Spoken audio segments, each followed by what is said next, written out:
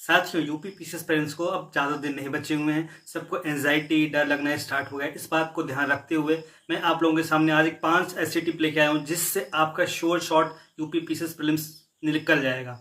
मतलब अगर आपके 90 से 95 या 105 नंबर के आसपास बन रहे हैं तो इस बार अगर आप इन 5 टिप को फॉलो कर लिया, अगर अच्छे से आपने फॉलो कर लिया जो मैं बता रहा हूँ, तो आपके आराम से 125 से 130 नंबर बन जाएंगे। आइए हम बात करते हैं सारी ट्रिक्स पे। देखो, डिप्रेशन, एंजाइटी ये सब ठीक है, सबको लगता है जब एग्जाम पास में आता है, बट जो मैं टिप बताने जा रहा हूँ इसको अच्छे से सुनना, समझने की कोशिश करना और उसको इम्प्लीमेंट करने की कोशिश करना। आपके पक्के मार्क्स बढ़ेंगे और एग्जाम के बाद आप मुझे थैंक यू बोलेंगे। चलिए शुरू करते हैं।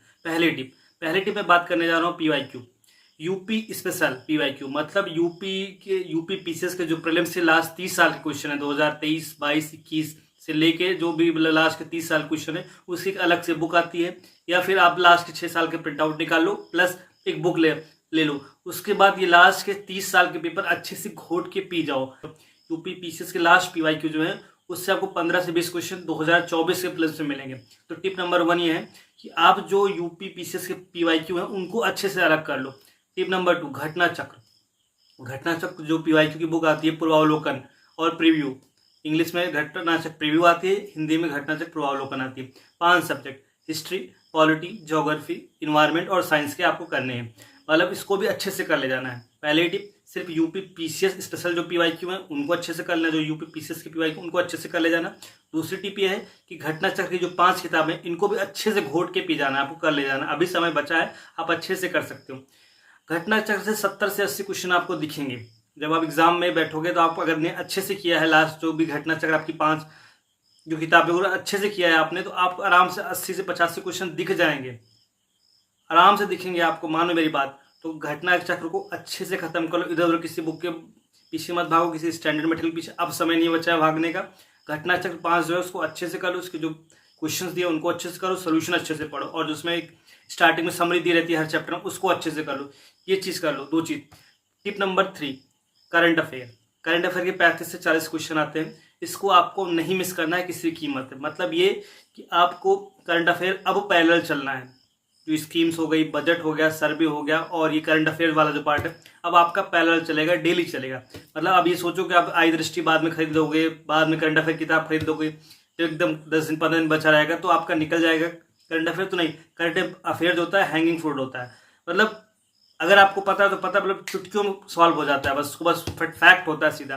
तो आपको प्रैक्टिस करनी पड़ेगी अच्छे से करंट अफेयर की। इसलिए current affair tip number 3, current affair जो है पैरेलल करते चलो, अभी से करते चलो हर सेक्शन को। चौथी जो बताने जा रहा हूँ, एक लूसेंट की बात करने जा रहा हूँ। लूसेंट जो है सबसे अंडर एस्टिमेटेड बुक है। लोग उस बुक को मतलब वैल्यू ही नहीं देते, बोलते घटना चक्र कर लिया, लूसेंट करने की क्या जरूरत है। मैं बोल रहा हूँ लूसेंट ऐसी किताब है कि उसमें हिस्ट्री, पॉलिटी, ज्योग्राफी और आपका ये साइंस वाला 4 चैप्टर जो है उसमें इतने अच्छे से दिया हुआ है कि उसको मतलब 2 घंटे में पूरा पॉलिटी रिवाइज कर सकते हो, 3 घंटे में हिस्ट्री रिवाइज कर सकते हो, 2 घंटे में साइंस रिवाइज कर सकते हो। नोट्स भी बनाए होंगे ना, नोट्स में सब कुछ नहीं होगा। तो रिवीजन पर्पस के लिए बहुत अच्छी बुक है लूसेंट, और लूसेंट को एक बार पढ़ लो, भले ही घटना चक्र आपने पढ़ा तो घटना चक्र प्लस लूसेंट का कॉम्बिनेशन बेस्ट कॉम्बिनेशन है। भले आपने लक्ष्मीकांत पढ़ा है, स्पेक्ट्रम पढ़ा है, कुछ भी पढ़ा है, बट लूसेंट आपको मिस नहीं करना है। टिप नंबर 4 है लूसेंट।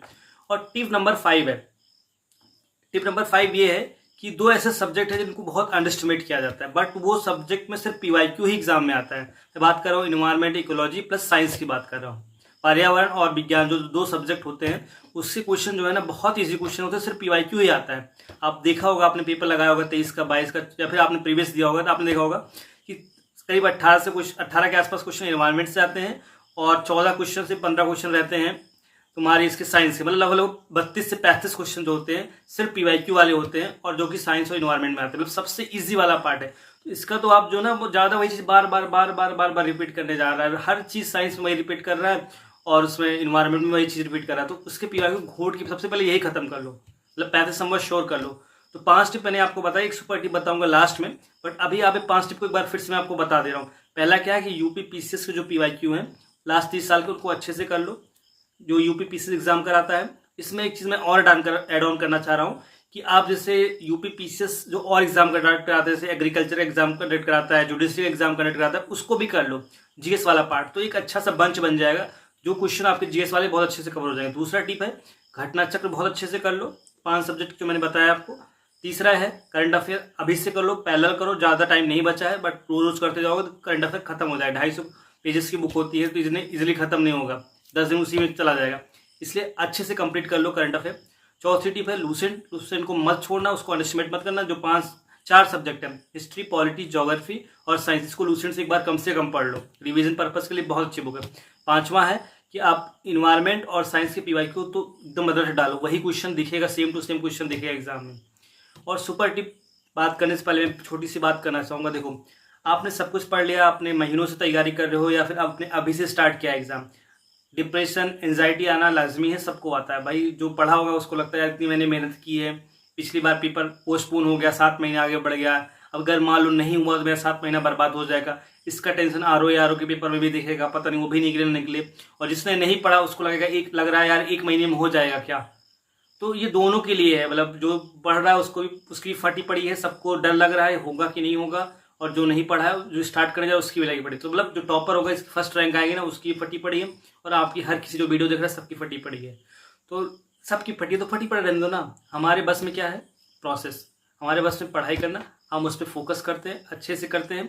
अभी जितना भी टाइम है, सफिशिएंट टाइम, अच्छे से रिवीजन करो, सब कुछ करो, हो जाएगा, डरने की बात नहीं। बाकी टेलीग्राम में आप मैसेज डाल सकते हो, कमेंट बॉक्स में मैसेज डाल सकते हो, मैं रिप्लाई करूंगा, मैं एक्टिव रहता हूं। बाकी कुछ और आपको जरूरत पड़ेगी तो मैं पर्सनली आपको मैसेज करके आपकी जो भी डाउट्स हैं उसको मैं क्लियर करने की कोशिश करूँगा।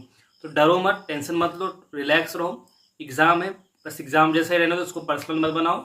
एंजाइटी, डिप्रेशन, ये सब छोटी चीज़ें इसको किनारे करो, इसको अपने ऊपर हावी मत देना। आप बहुत बड़े हो, ठीक है, आपसे दुनिया, दुनिया से आप नहीं हो, तो ये सब चीज़ें होगा नहीं होगा वो अलग की बात है, ठीक है, तो इस पर फोकस करो।